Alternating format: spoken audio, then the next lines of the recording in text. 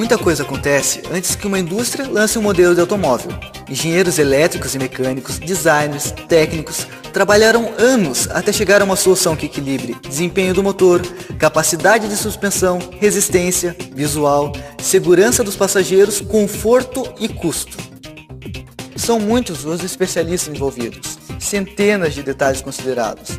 Afinal, um veículo transporta vidas e circula por onde pessoas estarão expostas ao perigo, se um desses detalhes não estiver de acordo com as normas de fabricação. Numa indústria de automóveis, há rigor na produção. Há normas internacionais, como as ISOs e outras certificações, garantias de qualidade e de que o veículo polui o mínimo possível o meio ambiente. A emissão de poluentes originados na queima de combustível dos automóveis são as grandes vilãs dos buracos na camada de ozônio e no efeito estufa. Por isso, não é à toa que um carro com determinada potência e capacidade de carga tem uma aerodinâmica específica ou utiliza, por exemplo, um determinado pneu. Se você mudar alguma coisa nesse formato, o carro vai consumir mais, vai poluir mais, vai perder segurança nas frenagens, além de provavelmente deixar de ser aquilo para que foi desenvolvido. Aí, um sujeito lá do seu bairro pega o carro e transforma, faz um tuning, deixa do jeito que ele sonhou, mas o sonho dele pode se tornar um pesadelo de muita gente. Fazer tuning é personalizar o veículo, quer dizer, deixar o carro com a cara do dono. O perigo é que a cara do dono pode não ser a melhor coisa do mundo. Modificar o veículo virou moda entre os apaixonados por automóveis. Há quem gaste fortunas em oficina, equipamentos e acessórios. Porém, modificações na potência do motor e na cor do veículo precisam antes ser solicitadas ao Departamento Estadual de Trânsito e após alterar a característica do veículo, a documentação precisa ser atualizada. Algumas alterações, como o rebaixamento, são proibidas por lei. Quando o motorista instala um turbo no motor, o veículo deve ser inspecionado por uma oficina credenciada pelo Inmetro, para que seja verificado se o aumento na potência, o sistema de freios e a suspensão continuam compatíveis com a estrutura do automóvel. Um automóvel só pode ser modificado dentro dos limites da lei. Lembre-se, alterar as características de fábrica de um veículo não significa que a lei também vai mudar por causa disto. Elas continuam valendo e devem ser cumpridas.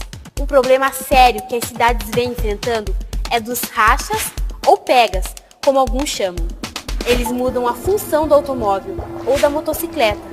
Ao invés de veículos para trabalho ou lazer, transformam-se em veículos de corrida nas vias públicas. Fazer rachas é contra a lei, é uma infração gravíssima.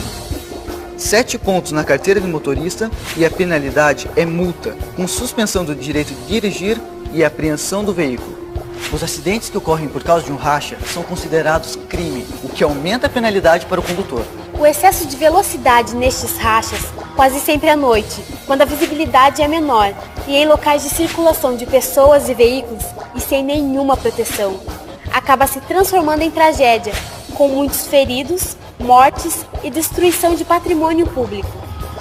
Um pedestre só tem chance de sobreviver a um atropelamento se o veículo que o atinge estiver no máximo a 30 km por hora. Se o veículo estiver a 60 km por hora, a possibilidade de morte vai para 70%. E se tiver a 80 km por hora, dificilmente o pedestre terá chance de escapar com vida. É só usar o bom senso para calcular os riscos. Imagine uma corrida de Fórmula 1, sem pistas adequadas, feita numa rua qualquer, sem proteção nas curvas, sem pilotos e técnicos experientes, sem socorro médico de plantão e com o público assistindo do meio fio. Qual é a chance de que alguma coisa dê errado?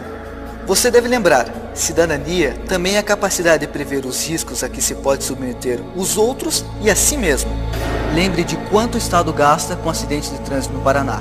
Mais de R$1 bilhão por ano, com atendimento no local, hospital, tratamento de feridos, seguro, recuperação de sinalização. Usar o veículo como instrumento de agressividade, como ferramenta para desafiar a autoridade, se exibir, competir sem autorização, é crime contra a sociedade. E tem punição. A cada 100 acidentes com vítimas, incluindo-se os que ocorrem nos rachas, em média 60 tem jovens, entre 18 e 29 anos envolvidos. E nestes 60 acidentes, pelo menos um jovem perde a vida.